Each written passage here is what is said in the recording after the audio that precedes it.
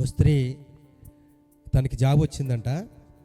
Job వస్తే వివాహం అయింది, 4 పిల్లలు ఉన్నారు, భర్త కూడా జాబ్ చేసుకుంటున్నాడు.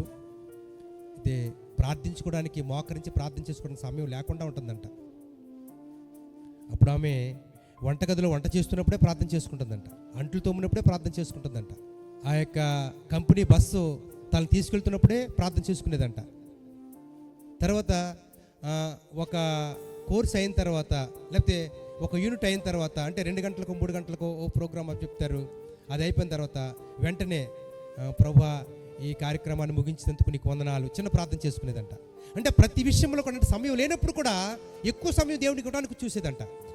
తర్వాత తన గదిలో, కిచెన్ రూమ్లో నువ్వు ప్రార్థన చేయాలి, బాత్రూంలో నువ్వు ప్రార్థన చేయాలి, తర్వాత పడుకునే గదిలో నువ్వు ప్రార్థన చేయాలి, హాల్లో నువ్వు ప్రార్థన చేయాలని పేపర్ అంటించుకుందంట.